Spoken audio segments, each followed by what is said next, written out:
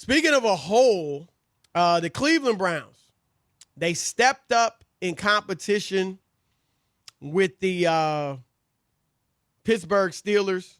I expected them to lose, Rob, but I thought it'd be a good game. I really thought the Browns would, play them close. And it was just ugly from beginning to end. 38-7. I love the quote from Mike Tomlin, Steelers coach, afterwards. That was varsity ball right there. That's a shot. He didn't say it, mention the Browns, but that's a shot at him. We know this was a grudge match, right? First time they're meeting with Myles Garrett on the field since he hit Mason Rudolph, the Steelers quarterback last year, with the helmet. And because of that, obviously Pittsburgh, you're motivated by that. It gives you a little extra adrenaline. But I thought it would do it for the Browns too, and it didn't. They got crushed. And Baker Mayfield, Rob, bad. I know he had the rib injury that he entered the game with, but look, you play, there's no excuses. If you're hurt and you can't play, you don't play. But once you get out on the field, you can't, there's no excuses. 10 for 18, 119 yards, Rob, a touchdown, 2 picks. Where you at on maybe beyond the Browns, who are still 4-2, Baker? I think they have to seriously look at Baker and figure out really what he is and if he can get to, where they're trying to go. All I know is when he won those games a couple years ago at the end of the season and everybody was ranting and raving and they beat up Cincinnati a couple games. Including put him. up 500 yards. And then they got all these weapons and everybody was ranting, oh, this is not going to be fair. Oh, my God, how are they going to get stopped? They went from not making the playoffs to going to the Super Bowl. I just remember all that craziness. And last year didn't happen. And even this year, okay, they got off to the 4-1 start. I never thought they had a chance to go to Pittsburgh and win that game. I just didn't think they were good enough. But I think they have a dilemma on their hands. I don't think he has delivered as advertised. And it ain't just one bad game. In the draft. Right, it ain't just one game. Take a look at some of these numbers, and they're just not good enough. I don't think it's a dilemma because I think obviously you want to try to make the playoffs. Look, 7 teams now from each conference. Maybe that'll help them. Obviously, they're the third best team in their division behind Baltimore and Pittsburgh, who are both Super Bowl contenders. So at best they can sneak in maybe as that 7th team. That would be good for them. But I think, Rob, the rest of this season is about solving that dilemma, as you call it. Seeing what Baker Mayfield is. We know everywhere else offensively we're set. We got the receivers. We got the lines okay, and it could get better. It's okay. We got the running backs. The skill positions are set. We just need somebody to get them the football. That's it. And the rest of this season, if I'm the Cleveland Browns, is about finding out, is Baker that guy? I think they even got the coach finally. I like Kevin Stefanski. I think he's very good. So I think you're set there. So now it's just about figuring out what this guy is. And, Rob, he's completing in 3 of his games. I think yesterday was like 54% completions.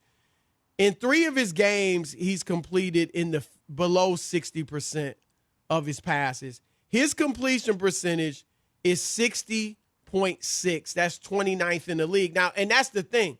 In today's NFL, Rob, that ain't good. A lot of people yesteryear that was fine, right? Today's NFL where half of your passes are little dinks to the running backs, that ain't good. So this is what this is about to me. You don't say it to Baker. You let him think he's fine, but you see what he's made of. Yeah, the numbers are scary from the standpoint, and I agree with that. Those are just the numbers, and they're not good enough. And when you have all the weapons you have, you should be better. It's different when you don't have anything around you. You know what I mean? Right, absolutely. And you're trying to make something happen, but there's just way too much talent. Running backs, wide receivers, downfield, middle of the field. You got sidelines. It's just about delivering the football. And that's yesterday why showed you, Rob, because obviously they got down early, so they couldn't just run, right? Because that's their formula, which also says something about Baker, but that's smart, right? We got a great running game. We'll run the football and pass, when we can. But you get down and you got to throw it. I know he only threw 18 times. It was such a rout. It was just ugly. And then he left the game. Some thought he got benched. He was hurt. The game was out of hand. I don't think it was a benching at all. And the coach came out and said he'll start next week. But Rob, I agree with you. And here's the other thing, Rob. We saw an animated Odell Beckham Jr. yesterday, right? You saw him on the sidelines ranting and raving, and I'm not mad at him. I like passion. One thing about OBJ, and I got on him for Watchgate and Visorgate and Cleatgate, all that stuff. But I have not heard a teammate complain about him. Have you? No, but I will say this, and I know he's played better this year. To me, the antics are getting old, and I understand being frustrated or whatever. He's been in the league for a few years now. Everybody gets frustrated. People have bad games. I think it's old to me. That's just me. I agree with you to this extent. I don't mind him, getting on teammates, trying. Like one point he's trying to get the guys together. He's just talking loud and, yelling. I don't think he was like berating anybody. But the kicking the stuff, that's childish. That's what I'm saying. You can control. You should grow out of that. He's been doing that for a while. He did it with the Giants, kicking the net, and I just think at some point, go out there, man, and play football. Right? You can't control everything. Everything's not going to go your way. It was a bad day. There's frustration. I get that. I'm not even, and he wants to win. I don't even doubt that for 1 second. But if that was the way everybody responded or reacted, it just would be ugly. I mean, right? Because everybody could say the same thing. Oh, well, I just want to win. Right. I'm frustrated. And everybody's kicking nets and balls around the field. And you know what I'm saying? There's no doubt that bothers teammates. Yeah. It's like I said, getting on guys, talking animated to guys, I'm fine with that. But you can't be kicking stuff, turning junk over. No, stop that. But here's what I'm going to say, Rob. We saw OBJ with the Giants, kind of talk about Eli, right? And Eli, we know he wasn't a tremendous regular season quarterback. It was a little bit later in his career when he was with OBJ. But, I mean, my goodness. He was better than Baker. He would die to have Eli Manning back. No doubt. Like he thought he was going to some better place, fountain of youth. You know what I mean? Like at an old crusty quarterback cool on dude, his last leg. Cool, hip hop. He's on every other commercial.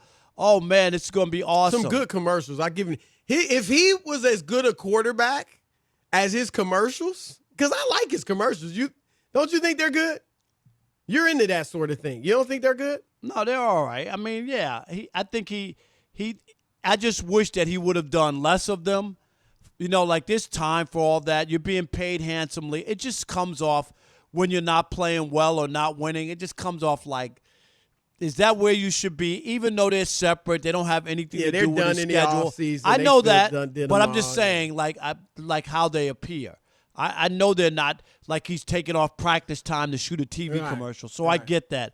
But do you know what I mean? Like Peyton Manning, he did commercials and stuff, and it's like, okay, well, they're going to Super Bowl. It's Peyton Manning, right? I'll say this: I don't have a problem with him, but I'm surprised that they're still doing them.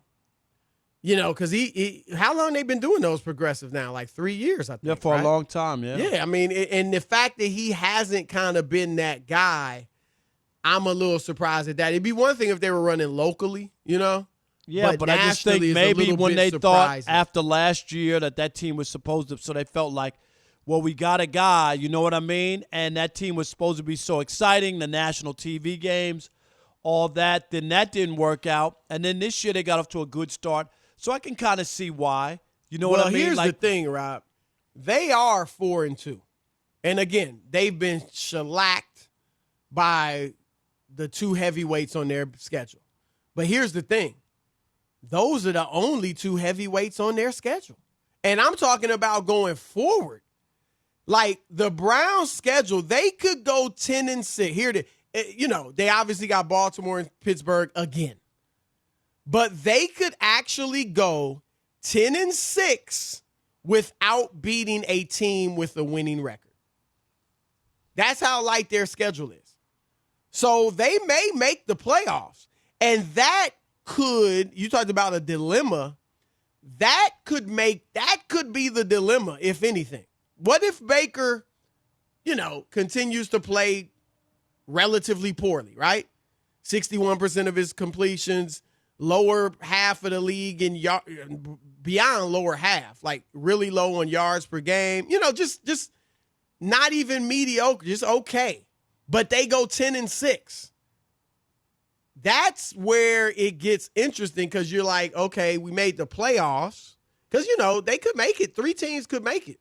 Now that they got 7 in the division. But it's more than just making the playoffs. You have to take a look long term and look at where he is, what's going on. Oh, we saw them fire Jim Caldwell in Detroit because making the playoffs and being 9-7. No, I'm just saying wasn't good enough. You know what I mean? So but I don't for know the Browns to make the playoffs. So if the Browns I know Detroit's been horrible too. So that's right. No, I'm just saying like you might look at it.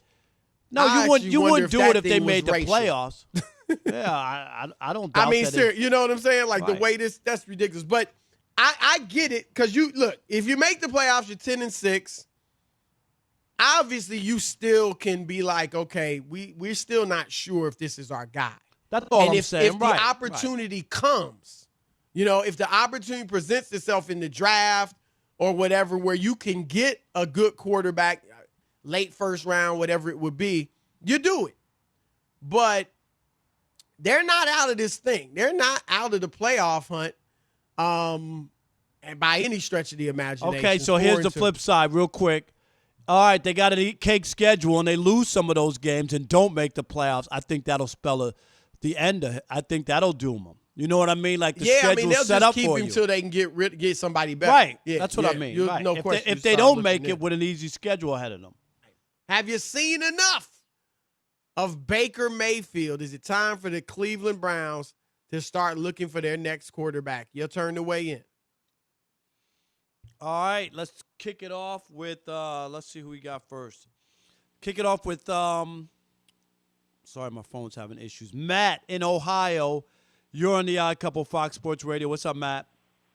Hey, fellas. Thanks for having me on, man. Yep. Yes, sir. I've noticed past 2 years, he's thrown 32 touchdowns to 27 interceptions, roughly something like that. I think 59 or 54 touchdowns to 47 interceptions for his career. Like, that's rough. To me, that is nowhere near a franchise quarterback. Yeah, great coaching staff, great offensive line. Yeah, and he's not even in the. I agree. Period. Like those are terrible numbers. Those are bad numbers. When you consider the players he's had around him, the running backs, the receivers, it makes it even worse.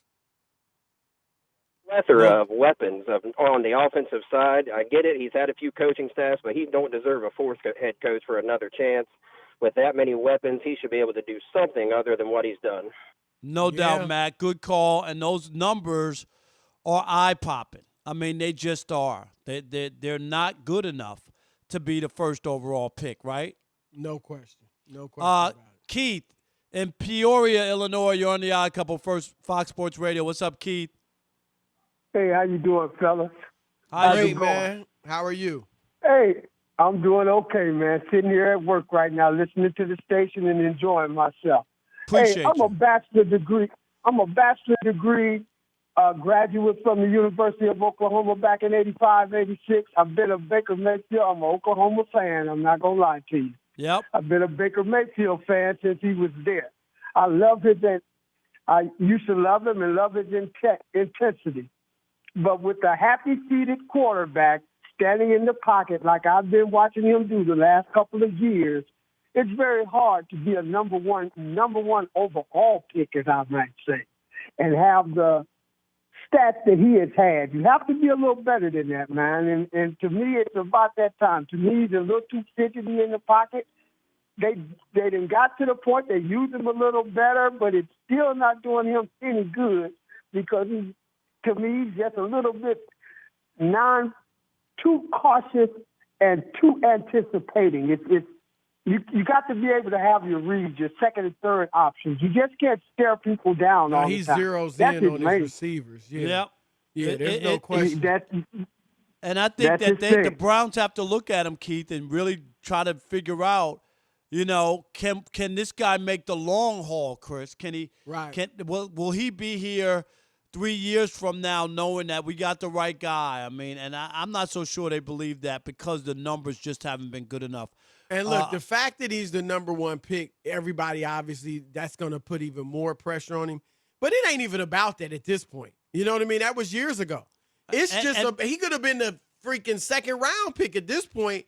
Is he good enough? Right. That's all it boils down to. And right now, it's not looking like that's the case. No, especially when you talk about the weapons. And I think that's the case can be made against him. Brandon, in Dallas, you're on the Odd Couple Fox Sports Radio. Hey, guys. Thanks for taking my call. Yes, sir. Hey, first, real quick, I want to give a big ups. I think that's DJ Alex Teichard that's DJing today. I want to thank him for playing Tone Loc earlier on this Magic City Monday. I love that. My guy. Brought you back, huh? That's right. Yeah, man. I love it. But yeah, you're absolutely right on Baker Mayfield. He's just not number one pick material. I've been watching Colin for a long time, and when he was in college, Colin said it himself. He's not a number one pick talent. He was touted to have the athleticism of, I'm sorry, the guy that's playing right now, his name escapes me. Russell Wilson, Kyler Murray. Kyler Murray. He was touted to have the athleticism of Kyler Murray. He doesn't have that athleticism, and he was. No, he doesn't look athletic in the NFL. No, he was fine in college, but no, the NFL, yeah. But the college and Didn't he NFL run is like so a 4.8, 40, I think. But So, college yeah. and the pros, you know how many guys have played college football and excelled? No, that's where the difference is. No Right. question. Yeah. He ran a 4.8 140, which isn't bad. I mean, not bad. It's service. You can get away with that as a quarterback, but not when you think you're athletic as a quarterback. You know what I mean? If you just a standstill 6'4", 6'5" guy, that's one thing. Even Tom Brady didn't even run that. What did he run, 5 something? But he had the dad bod before he had any kids, right? Right, but yeah, it's not looking good for our man Baker Mayfield.